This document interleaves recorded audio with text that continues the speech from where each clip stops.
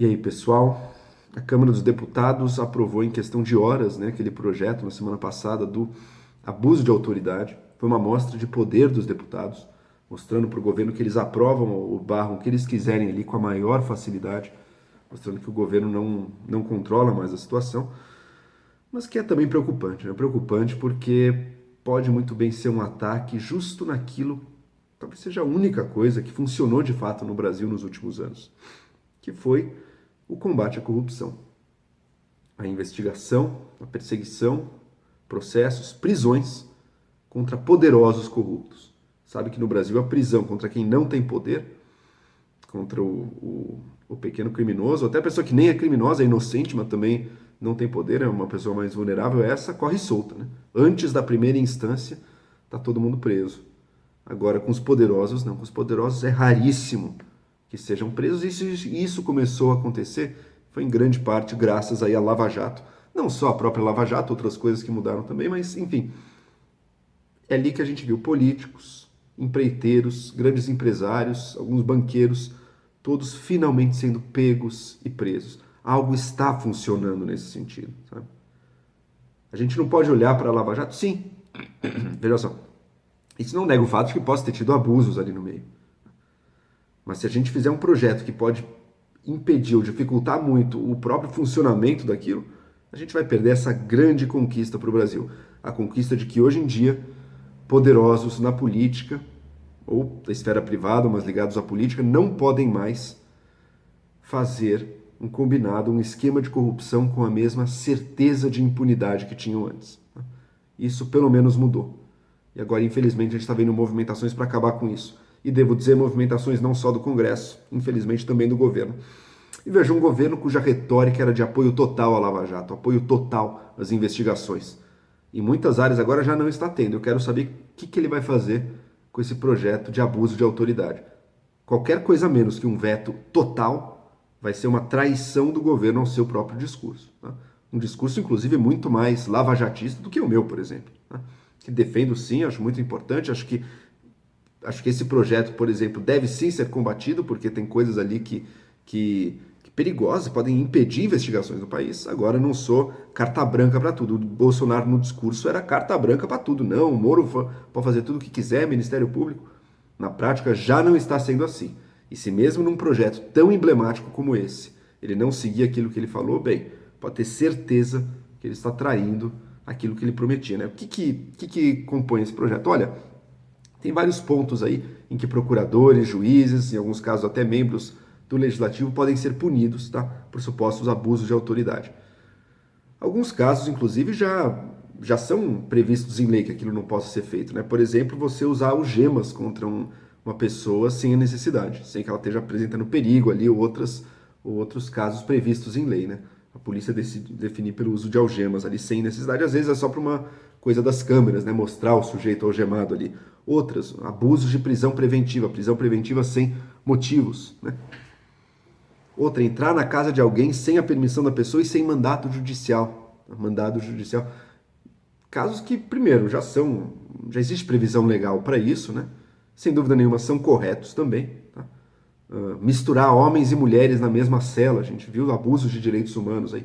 Muitos desses pontos, eles são usados, a defesa deles vem com base na... Pô, pensa num policial fazendo isso contra uma pessoa pobre, numa periferia de uma grande cidade brasileira, por exemplo, os abusos que acontecem, sem dúvida. Acho que a gente tem que pensar nisso na hora de formular uma lei, mas sem ingenuidade também, né? Porque o tipo de violação da lei flagrante que as autoridades cometem com a população mais vulnerável do Brasil, em nada é coibido pela existência de leis ali, né? E muitas vezes essas leis são usadas, aí sim, para a defesa dos interesses dos poderosos. Então, por exemplo, as muitas instâncias no Brasil, não é mesmo? Quando o Brasil só tem prisão depois de transitado em julgado. Era assim no passado, né? Depois passou a ser na segunda instância, o que eu acho que é totalmente correto, é essencial que seja assim. Né? Que passou a acontecer prisão de poderosos. E qual era o argumento contra isso? Não, mas veja bem, imagine o pequeno... uma pessoa acusada de um crime que ela não cometeu, tem que poder se defender tudo. Na prática, quem que pode usar e ter todos os recursos possíveis? Quem tem dinheiro, quem tem acesso a recursos. Né? As pessoas pobres no Brasil que vão presas antes da primeira instância. Aguardando o julgamento já estão presos. Essa é a realidade. Então, às vezes, se usa um argumento pensando em pessoas de uma classe social desfavorecida, quando, na verdade, os reais beneficiários são justamente aqueles que já têm todo o poder em mãos, né?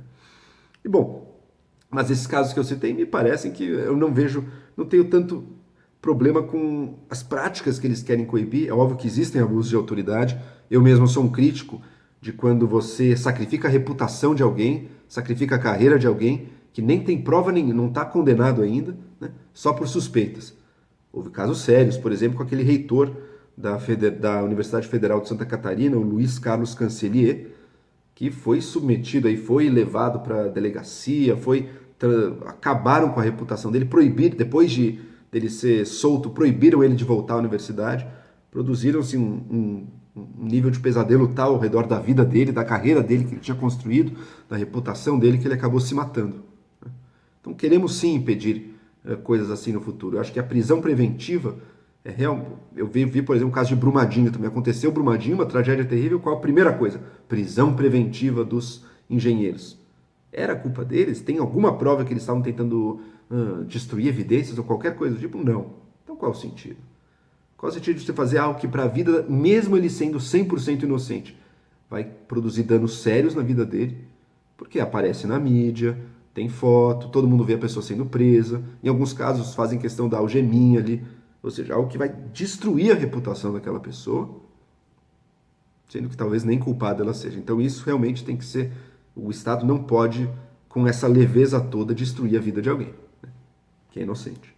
Então, por isso acho corretos algumas tentativas de prevenir isso. Agora, será que realmente você ameaçar de punir com prisão um policial que erre no uso da algema ali em algum momento? Será que esse é o tipo de controle que pode ser feito, o melhor que pode ser feito? Ou será que isso não vai inibir demais um juiz que tem que julgar uma preventiva, um policial, escolhendo ali como melhor abordar a pessoa, né? Se a gente deixar eles contra a parede o tempo inteiro, será que isso realmente vai levar às melhores escolhas? E segundo, em alguns pontos que me parecem aí mais graves mesmo. Você vai poder punir um juiz que decrete um início de uma investigação sem indícios, sem provas. Bom, a investigação é justamente para colher as provas, né? Alguém no Ministério Público é justamente para colher as provas. Vai ter um indício ou outro antes, evidentemente, mas quem vai julgar? E como é que você julga isso? Você vai ter que ter provas o bastante para condenar alguém já antes de iniciar uma investigação? Ou outro, estender a investigação sem justificativas. O que vai contar ou não como uma boa justificativa? Dependendo de quão alto você coloca esse sarrafo, você impede investigações no país. Você impede que seja feito o que foi feito na Lava Jato, que foi bem feito. Olha quantos corruptos de verdade, hein? Não tinha mentira nenhuma ali, não. Mesmo num processo como o do Lula, que mostraram que tinha uma proximidade ali, possivelmente ilegal, entre juiz e promotor, ninguém questiona que as provas eram tudo verdade, nada foi fabricado ali, tá? Ou seja, estamos pegando pessoas que realmente cometeram crimes, são corruptas.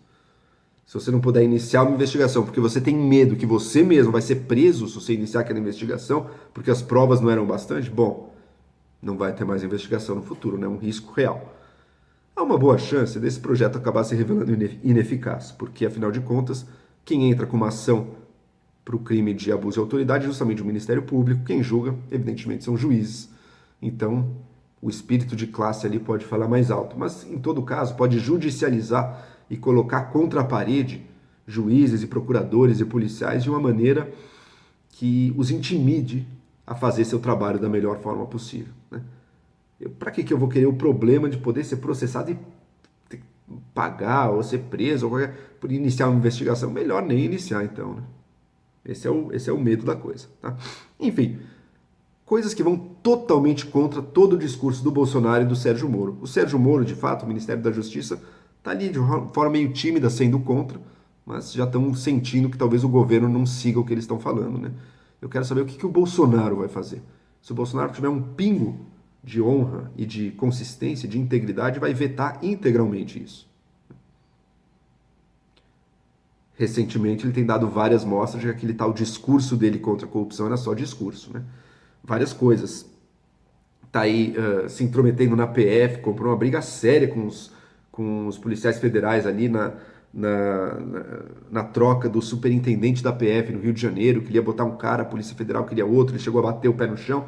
Depois recuou, mas só que recuou porque a Polícia Federal realmente ameaçou demissão em massa se o Bolsonaro seguisse com aquela interferência, aquela ingerência. Receita Federal, a mesma coisa, diversos auditores da Receita estão ameaçando também se sair do serviço se o Bolsonaro seguir com uma possível tentativa de ingerência. Você tem o COAF, que era a menina dos olhos na luta contra a corrupção, que o governo rifou totalmente. Tá? O COAF que está com o diretor indicado pelo Sérgio Moro, né? E que o governo já desautorizou, porque o Dias Toffoli, ministro do Supremo, proibiu o uso de informações do COAF sem a prévia autorização judicial. Isso aí neutraliza muitas das possibilidades do COAF. Bolsonaro elogiou essa decisão. Bolsonaro foi a favor. Quando ele teve que escolher entre ficar do lado do Moro, que era contra, e do diretor indicado pelo Moro, do Dias Toffoli, que estava melando as possibilidades da investigação, ele ficou do lado do Dias Toffoli, né? Porque ele é beneficiado por isso. Ele tem filho investigado. Filho investigado de início, né? Vai saber onde é que esses muitos cordões que saem do estranho gabinete de Flávio Bolsonaro não nos levariam. Né? Bolsonaro está em negociação com o Congresso para aprovar o filhão dele para embaixador também. Será que vai rolar um troca-troca aí? Será que ele aceita esse projeto de abuso de autoridade para botar o filho na embaixada? Parece que esse nível de venalidade, infelizmente, parece ser parte do modo do próprio Bolsonaro de governar. Eu quero ver, realmente, mas enfim, ele pode negar tudo isso e refutar tudo isso de uma forma muito simples. Vete o projeto de abuso de autoridade. Se não vetar, ou se vetar um pontinho ou outro ali para inglês ver, né? Ah, não, a coisa das algemas, eu tenho visto que estão falando aí. Não, as algemas ele vai ser contra. Ah, tá, então tudo bem, o policial vai poder escolher algemar. Mas ainda assim você não vai poder iniciar uma investigação. Mas ainda assim você não vai poder estender uma investigação. Vamos ver o que vai acontecer. Se ele vetar um ponto ou outro ali só para inglês ver, só para animar uma torcidinha dele ali, vai ser para qualquer pessoa minimamente isenta, qualquer pessoa que valorize minimamente as promessas e valorize o combate à corrupção no Brasil, vai estar claro de que lado o Bolsonaro está. Eu diria que já está bastante claro até agora. Vamos ver se ele vai selar ou não com chave de ouro. Entre Moro e Toffoli, já escolheu Toffoli. Já está interferindo, coisa que nem o PT fez, pô, uma ingerência dessas na PF, nem o PT tentou fazer uma coisa dessas. Felizmente a PF se mostrou forte, resiliente e barrou a tentativa do presidente, né? Mas é o que ele queria, porque ele está querendo, antes de tudo, proteger, é um governo a favor da família, né? A família dele. Então fiquemos atentos, fiquemos vigilantes. Você pode ter votado nele, pode ter votado contra, interessa a todos nós, independente disso, ter uma Polícia Federal independente, ter uma Receita Federal independente, ter um COAF útil que serve para alguma coisa. O governo já quer jogar lá para o Banco Central e vai jogar para o Banco Central com um novo conselho para o COAF, um conselho que não vai ser mais técnico como era antes, e sim de indicações políticas. Ele quer politizar ainda mais o COAF, embora o discurso diga o contrário, mas a prática do que ele está fazendo vai politizar ainda mais, né? Então, um COAF que possa trazer informações de maneira relevante para as investigações e, por fim, que a lei permita investigações tais como essas que resultaram em tão importantes vitórias do Brasil contra a corrupção. Tá?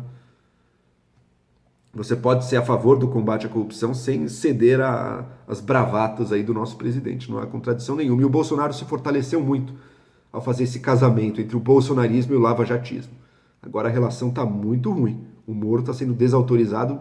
Cada dia que passa ele engole um sapo novo ali, né? E o Bolsonaro mostra que não tem comprometimento nenhum com a luta anticorrupção. Se ele não vetar o projeto de abuso de autoridade, bom, daí é o divórcio total. Ele está fazendo o diametralmente oposto de tudo aquilo que o Sérgio Moro sempre acreditou e tentou. Vamos ver o que vai acontecer aí. Eu, infelizmente, não estou otimista, como tantas outras coisas, não estou otimista com a decisão que eu acho que vai vir do presidente, mas vamos ver. O futuro está em aberto ainda. É isso aí, não se esqueçam de se inscrever no canal.